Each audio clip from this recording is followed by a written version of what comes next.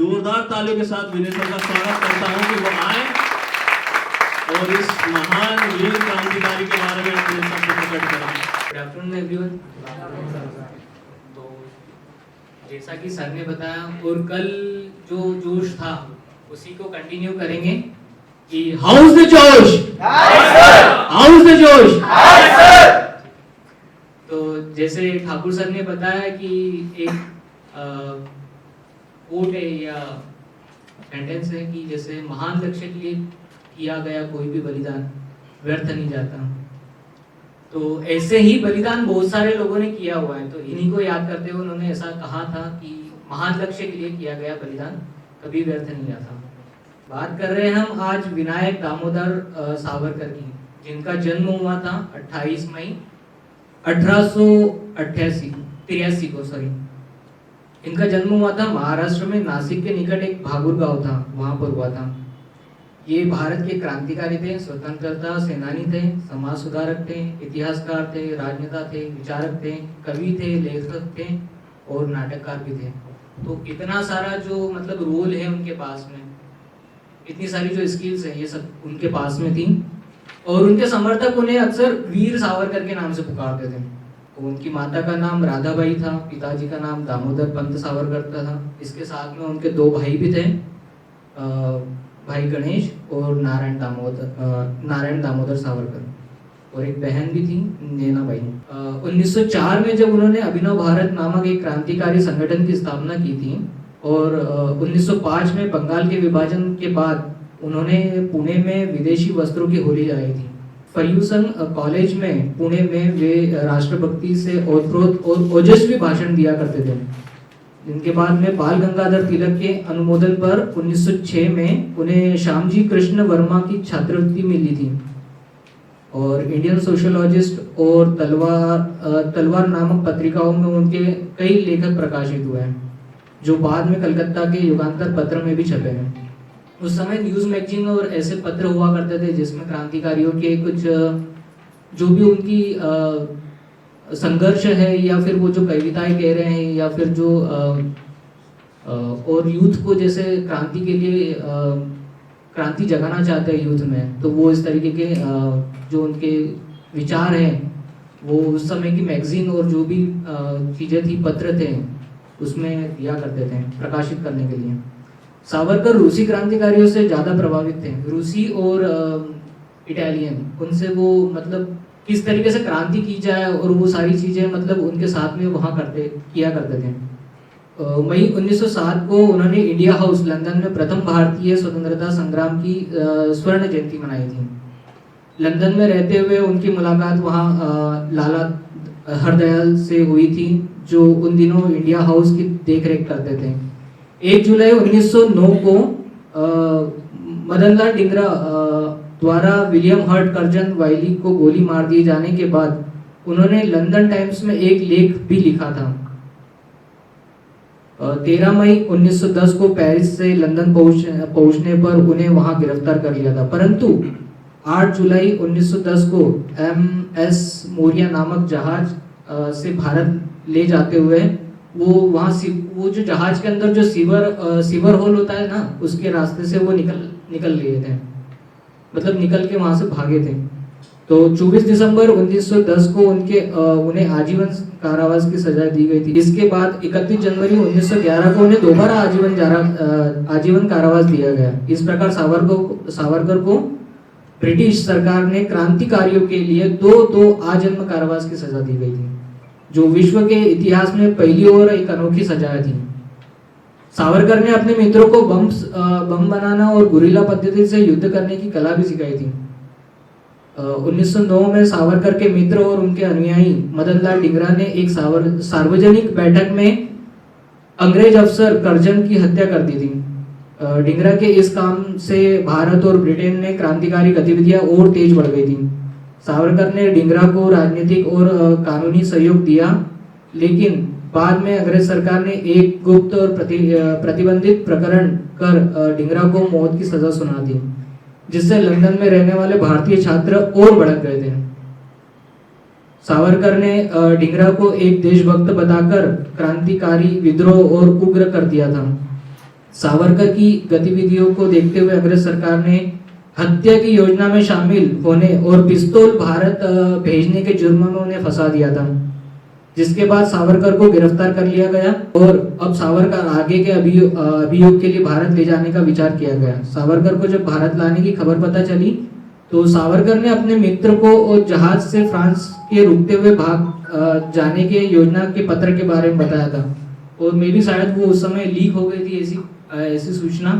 तो जब जहाज रुका तो वो खिड़की से निकलकर समुद्र में तैरने के लिए एक मतलब चीजें होती है कि समुद्र को तैरते हुए जाना है। उनका ऐसा सोचना था कि मैं इस पार समुद्र के इस पार खड़ा हूँ और मेरी मातृभूमि मेरे समुद्र के उस पार है। तो मैं वो हमेशा जब भी वहां पे खड़ा रहते थे समुद्र के किनारे, तो उन्हें यही चिंता हमेशा रहती थी कि मेरी मातृभूमि जो समुद्र के उस पार है और मैं इस पार हूँ।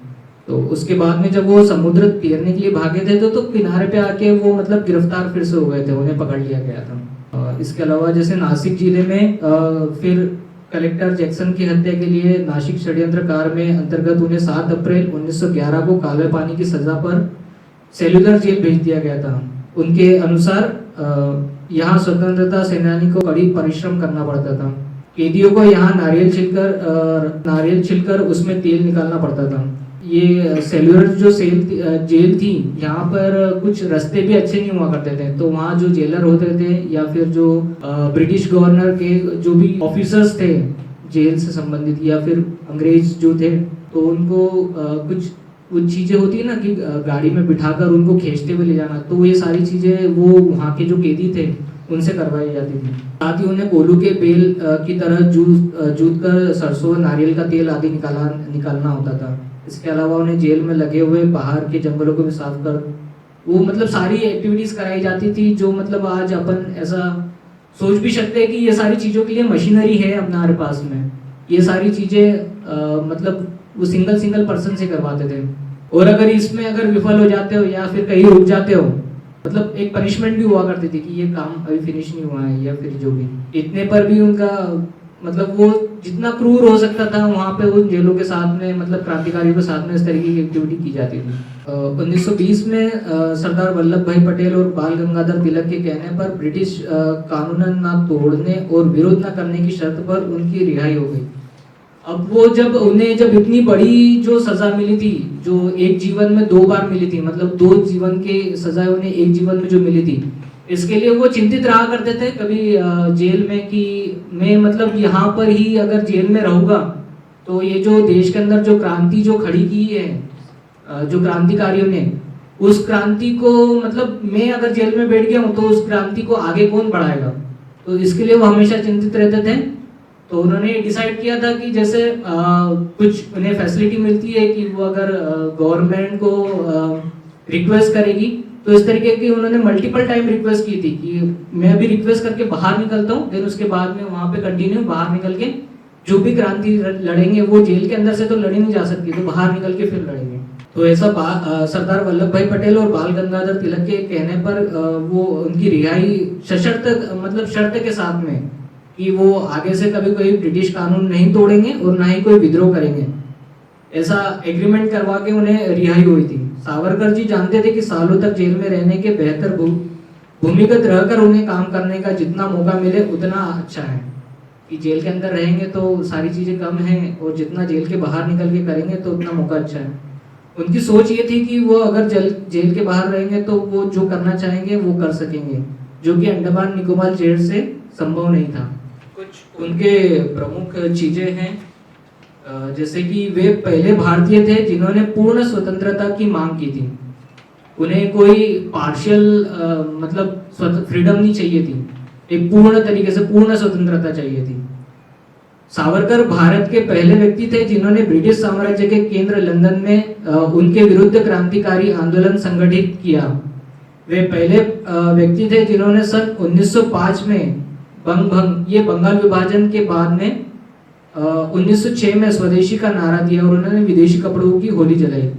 वे भारत के पहले और दुनिया के एकमात्र लेखक थे जिनकी पुस्तक को प्रकाशन होने से पहले ब्रिटिश साम्राज्य की सरकारें उन्हें प्रतिबंधित कर देती थी। जैसा सर ने बताया कि उन्होंने 6000 से ज्यादा कविताएं लिखी है और कुछ गाने भी लिखे हैं क्रांति से लेके या फिर जो भी ये एक्टिविटीज करते थे।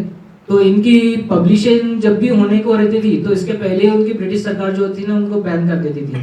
वे दुनिया के पहले राजनीतिक कैदी थे जिनका मामला है ये नीदरलैंड में है, अंतर्राष्ट्रीय न्यायालय में चला था। ये पहले क्रांतिकारी थे जिनका जो मामला है उनका जो कोर्ट में जाने का है, जेल में जाने का, वो पहला मामला उनका अंतर्राष्ट्रीय न्यायालय में चला था। भारत के स्वतंत्र हो जाने के बाद गोवा की मुक्ति की आवाज भी सबसे पहले सावरकर जी ने ही उठाई थी। मतलब देश तो इंडिया तो हो गया, बट इसके बाद में जो जो छोटे छोटे राज्य हैं, गणराज्य हैं, तो उनकी आवाज भी सावरकर जी ने उठाई थी। वे प्रथम क्रांतिकारी थे जिन पर स्वतंत्र भारत की सरकार ने झूठा मुकदमा चलाया और बाद में उनके निर्दोष साबित होने पर उनसे माफी मांगी थी। तो मतलब चीजें चैलेंजिंग थी उनके लिए। तो जब इंडिया जब स्वतंत्र हो गया उसके बाद में भी कुछ मुकदमे चले और उसके बाद में जब उन्हें पता चला कि वो निर्दोष है और काफी सबूत काफी नहीं है उनके मतलब उसके इसमें, तो उन्हें निर्दोष साबित कर दिया था। इसके साथ में मतलब जैसे उनकी कविता बताना चाहूँगा मैं, जो कि एक कविता है उनकी जयोस्तुते वाली। तो कुछ मैं चीज़ें मेरे को एक ही पंक्ति आती है तो मैं वो सुनाऊंगा। जैसे वो स्टार्ट होती है, जयोस्तुते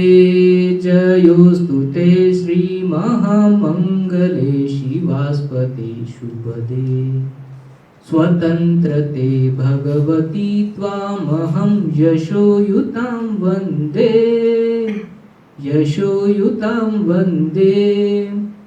इसमें जैसे जयोस्तुते श्री महामंगले कविता महान स्वतंत्रता सेनानी विनायक दामोदर जी के द्वारा रचित है।